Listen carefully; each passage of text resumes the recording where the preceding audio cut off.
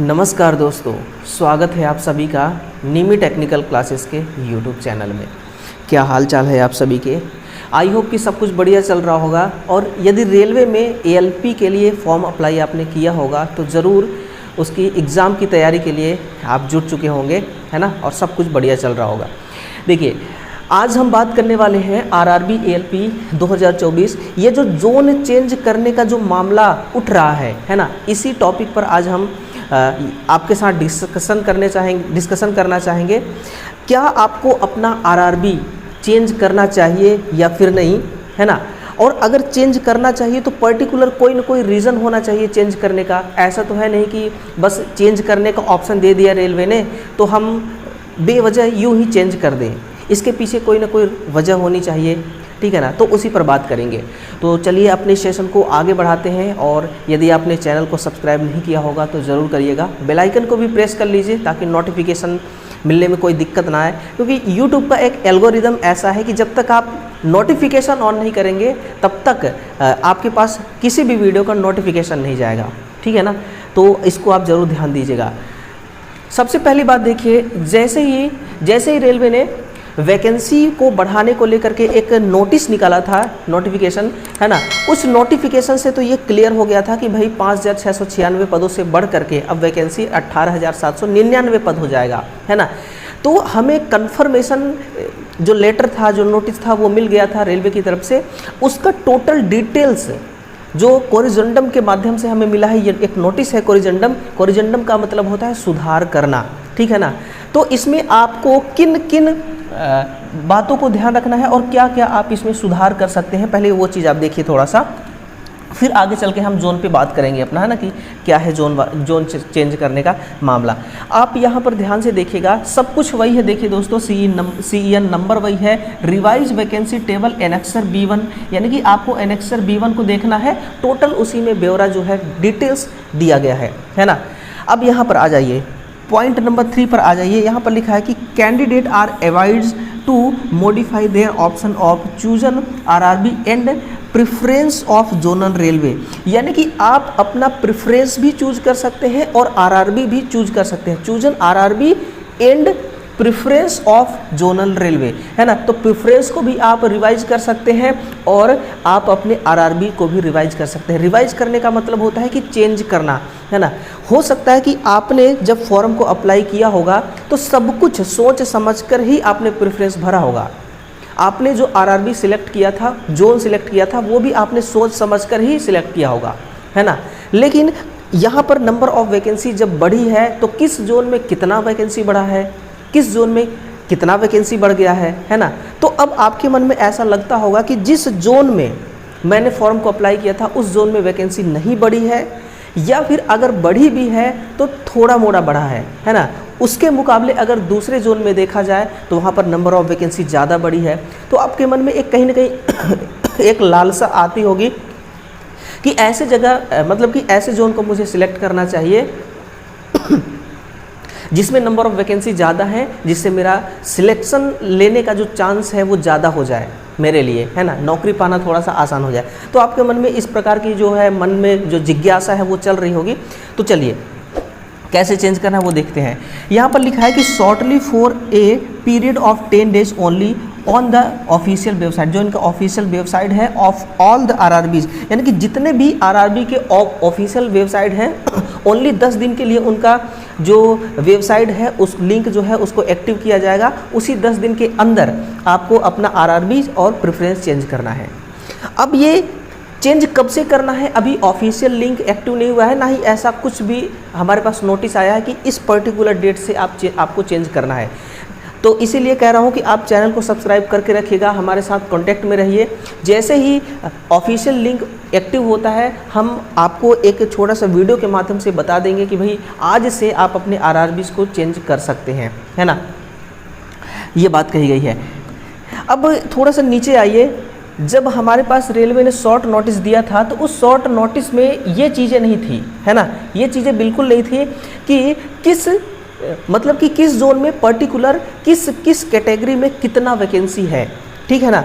तो आप यहाँ पर देखिए, टोटल मैं आपको दिखाना चाहूँगा कि ग्रैंड टोटल यहाँ पर देखिए, टोटल अनरिजर्व के लिए 8,149 है, एसटी के लिए 2735 है, एससी के लिए 1537 है ना, ओबीसी के लिए 4538 है और ईडब्ल्यूएस के लिए 1798 है। पूरा मिला करके है ना, टोटल जो है मिला जुला करके 18,799 और ये एक्स सर्विसमैन के लिए इसी में से रिजर्व किया गया है 1873। तो ये मामला है 18,799 का, अलग अलग कैटेगरी में अलग अलग प्रकार से यहाँ पर डिस्ट्रीब्यूट कर दिया गया है। अब आ जाइए हम अपने इस टॉपिक पर आते हैं जो हमारा मेन आज का मकसद है ये वीडियो बनाने का, कि भाई आपको जोन चेंज करना क्यों चाहिए, है ना, क्यों चाहिए। मैं भी आपको एक सलाह ही दे रहा हूँ कि इसलिए चेंज करना चाहिए, बाकी आपको खुद को सोचना है कि चेंज करना है या फिर नहीं चेंज करना। चेंज करते समय आप 3 चीज़ों को ध्यान दीजिएगा। सबसे पहला कि किस जोन में, है ना, ये सारे जोन हैं, 21 जोन है टोटल, किस जोन में नंबर ऑफ वैकेंसी सबसे ज़्यादा है। अगर यहाँ पर देखा जाए तो आप देख पाएंगे कि सबसे ज़्यादा वैकेंसी किसका है, बिलासपुर में, है ना। ये देखिए बिलासपुर में टोटल 2 जोन आते हैं, एक है CR, दूसरा है SECR, जिसमें टोटल नंबर ऑफ वैकेंसी कितना है SECR में 3,973, है ना, 3,973 और दूसरा है 462। तो ये आपका पहला होगा बिलासपुर। इसके अलावा इसी तरह से और देखिए 3,973 के बाद कौन सा है, ये है आपका एक, है ना, बेंगलुरु। बेंगलोर में देखिए टोटल नंबर ऑफ वैकेंसी है 1576, है ना, तो दूसरा नंबर पर ये हो गया। और तीसरा और आप देख लीजिएगा, तीसरा है ये है शायद 1321, ये कौन सा है, मुंबई। तो एक चीज़ आपको ध्यान रखना है, यहाँ पर क्या चीज़ ध्यान रखना है आपको, कि आप ऐसा तो हो नहीं सकता, ऐसा तो होगा नहीं कि जैसे एसएससी में होता है कि भाई आप का रैंक जितना रहेगा आपके रैंक के अकॉर्डिंग, है ना, आपका रैंक ज़्यादा रहेगा तो बड़ा पोस्ट मिलता है। एसएससी में ऐसे ही होता है ना, और कम रैंक है तो आपके रैंक के अकॉर्डिंग आपको वहाँ पर पोस्ट दे दी जाती है। रेलवे में तो ऐसा होगा नहीं, आपको पर्टिकुलर एक ही जोन सिलेक्ट करना है, किसी भी एक जोन को आप सिलेक्ट करेंगे और पर्टिकुलर उसी जोन के कट ऑफ रैंक में आपको आना होगा, तभी आपको नौकरी मिलेगी, ठीक है ना। अब ऐसा भी नहीं है कि आपने मान लीजिए कि चेन्नई वाले जोन को सिलेक्ट कर लिया और चेन्नई में अनरिजर्व में आप आ रहे हैं, मान लीजिए अनरिजर्व के स्टूडेंट हैं आप, 182 इसमें नंबर ऑफ वैकेंसी है, इसमें जितना कट ऑफ गया आपका कट ऑफ में नहीं, आप कट ऑफ में नहीं फंसे, ठीक है ना। लेकिन जस्ट इसके ऊपर क्या है, चंडीगढ़ है, इसमें 170 वैकेंसी है, इस जोन के कट ऑफ रैंक में तो आप नहीं फंसे, लेकिन आपका कट ऑफ इतना है कि 170 वाले ये चंडीगढ़ वाले जोन से आपका रैंक ज़्यादा है ना। तो भले ज़्यादा है लेकिन आपको इस जोन में नौकरी नहीं मिलेगी, आपको नौकरी मिलेगी तो सिर्फ इसी जोन में। तो एसएससी वाला सिस्टम तो यहाँ पर लागू होगा नहीं, तो इसीलिए आपको पर्टिकुलर एक ही जोन को सिलेक्ट करना है। और दूसरी बात ये भी है कि जब आप जोन चेंज करेंगे तो हमेशा इन 3 बातों को ध्यान रखिएगा, 3 चीज़ को ध्यान रखिएगा। सबसे पहला प्रिपरेशन, सबसे फर्स्ट प्रायोरिटी अपना प्रिपरेशन को देना है।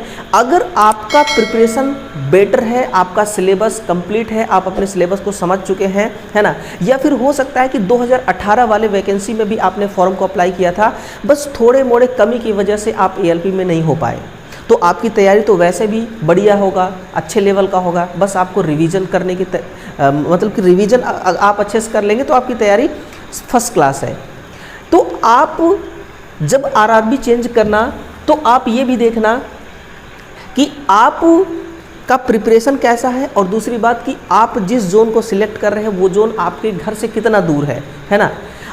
हर कोई चाहता है कि नौकरी जो है हमारे घर के आसपास ही मिले, ठीक है ना, क्योंकि देखिए शुरू में तो ऐसा लगता है कि भाई हमें रेलवे के किसी भी जोन में नौकरी मिल जाए हम हंसी खुशी कर लेंगे, लेकिन जब एक पर्टिकुलर टाइम बीतता है ना, 2 साल 4 साल 5 साल, फिर आपको ऐसा लगता है कि काश ये नौकरी मेरे घर के आसपास होता या फिर कम डिस्टेंस में होता। आपको पता है ना कि एएलपी वालों को जो छुट्टियां हैं वो कम ही मिलती हैं, ठीक है ना। तो आपको फिर आगे चल के किसी भी प्रकार की दिक्कत ना आए नौकरी में, इसलिए डिस्टेंस को ज़रूर ध्यान में रखिएगा। और दूसरी बात ध्यान में रखिएगा, आपकी तैयारी कैसी है। अगर आपकी तैयारी अच्छी है, बेशक आप मान लीजिए आपकी तैयारी अच्छी है और मान लीजिए कि आप कोलकाता वाले जोन में फॉर्म को अप्लाई कर रहे हैं और कोलकाता वाला जोन आपके घर के पास है, लेकिन कोलकाता वाले जोन में एक प्रॉब्लम है कि एसटी कैटेगरी में जो मान लीजिए आप एसटी के हैं और एसटी कैटेगरी में सिर्फ 35 सीट है, आप 35 सीट है आपके पास, लेकिन आप ये मानिए कि आपकी तैयारी में पकड़ अगर अच्छी है तो 35 और प्लस ये 100 ये अनरिजर्व है। अनरिजर्व यानी कि जनरल कोटा का सीट ऐसा होता है जो रिजर्वेशन नहीं होता, कोई भी कैंडिडेट उसमें आके इसके अनरिजर्व के कट ऑफ रैंक को अगर पार कर जाता है तो इसमें भी वो सिलेक्शन ले सकता है ना। अगर ये एसटी वाला कैंडिडेट है या फिर हाँ ये एसटी वाला कैंडिडेट है तो इसके लिए तो कितना हो गया, ये 100 और ये 35 135 हो गया। तैयारी भी अच्छी है और घर के पास भी है कोलकाता वाला जोन, तो आप इसको सिलेक्ट कर लीजिए, ठीक है ना। तो कोई ज़रूरी नहीं है कि जहाँ पर नंबर ऑफ वैकेंसी ज़्यादा है वहीं पर आपको जा कर के फॉर्म को भरना है, और कोई ज़रूरी ये भी नहीं है कि जहाँ पर नंबर ऑफ वैकेंसी कम है वहाँ पर जाके आपको फॉर्म भरना है, ठीक है ना। तो कोई हड़बड़ी नहीं है, कोई जल्दबाजी नहीं है, आपको अपने अनुसार सोच करके विचार करके जोन को सिलेक्ट करना होगा। क्योंकि मैं आपको एक बहुत ही बढ़िया बात बोलने जा रहा हूँ, आपका एक डिसीजन सिलेक्शन दिला भी सकता है और सिलेक्शन रोक भी सकता है। इसलिए इस बात को आप गौर करिएगा, इस बात को आप बिल्कुल ध्यान में रखिएगा, है ना। इसके बाद देखा जाए यहाँ पर देखिए ये रही आपकी सिकंदराबाद, और सिकंदराबाद में 2 जोन है एससीआर में 1863 पोस्ट है ना, 1863 पोस्ट है। तो आप एक काम करिएगा, जिस जोन को आपको सिलेक्ट करना है तो आप एक बार अपने ये जोन को भी देख लें। जोन का मतलब कैटेगरी, आप एसटी के हैं, एससी के हैं, ओबीसी के हैं, ईडब्ल्यूएस के हैं, और उस जोन में आपका सीट कितना है और अनरिजर्व का सीट कितना है ना। ये चीज़ जरूर ध्यान रखिएगा, ठीक है। तो इस प्रकार से आपको अपना प्रेफरेंस और आरआरबीज को सिलेक्ट करना होगा, ठीक है दोस्तों। इस वीडियो का बनाने का मकसद सिर्फ मेरा यही था, और जैसे ही जिस दिन से वो लिंक जो है एक्टिव होगी उस दिन भी मैं आपको एक वीडियोस दूंगा, और उसमें प्रॉपर तरीके से मैं बताऊंगा भी कि कैसे कैसे आपको अपने आरआरबीज को सिलेक्ट करना होगा, ठीक है ना। सही तरीके से आपको आरआरबीज को मतलब कि आरआरबीज को जोन को आपको रिवाइज करना होगा। वो सारी विधियाँ, वो सारे तरीके हम बताएंगे आपको, ताकि किसी भी प्रकार की कोई मिस्टेक ना हो। एक ही मिस्टेक से आपका जो फॉर्म है वो कैंसिल हो सकता है, ठीक है ना। आपको पता भी है कि इस बार एएलपी में कितने फॉर्म अप्लाई हो चुके हैं, बहुत भारी मात्रा में फॉर्म अप्लाई हुए हैं। अगर माइनर मिस्टेक भी होगा तो भी होने के चांस बहुत हैं, क्योंकि रेलवे ने अभी देखिए फ़ोटो और सिग्नेचर दोनों को चेंज करने का मतलब कि अगर फ़ोटो में कोई दिक्कत है, सिग्नेचर में कोई दिक्कत है, तो उसको दोबारा अपलोड करने के लिए भी उन्होंने एक नोटिफिकेशन निकाला था।